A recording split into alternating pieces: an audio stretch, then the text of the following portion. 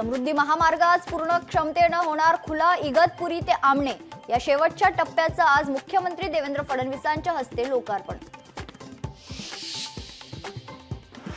दोन्ही भाऊ एकत्र आले तर मला काही प्रॉब्लेम नाही, ठाकरे बंधू एकत्र येण्यावर अमित ठाकरे यांचं सूचक वक्तव्य।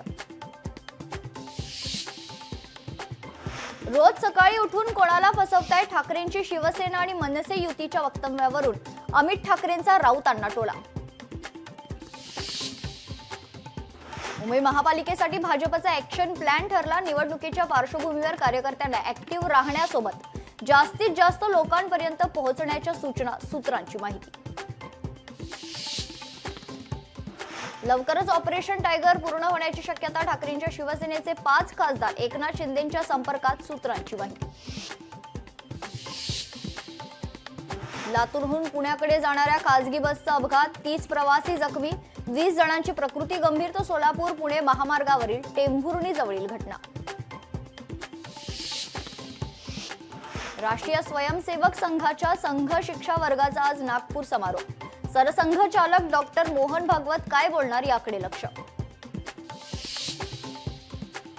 पुण्यातील किडनी रॅकेट प्रकरणी आरोपी आणि प्रत्यारोपण समन्वयकांची एकत्रित चौकशी होणार। प्रत्यारोपण मंजुरीचा अहवाल 3 दिवस उशिरा पाठवल्याचं समोर, आर्थिक गैरव्यवहार झाल्याची शक्यता।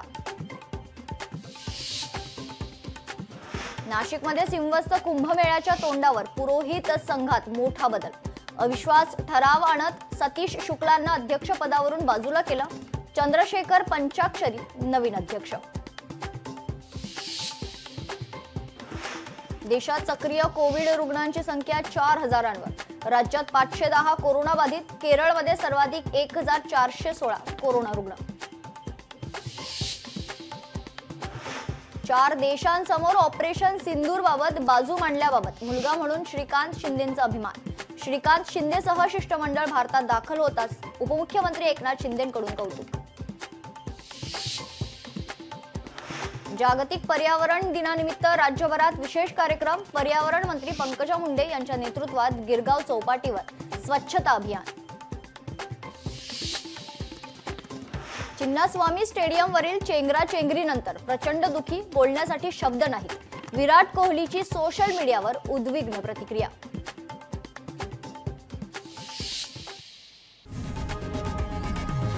लोकशाही मराठी ऐका, पहा, जागरूक रहा।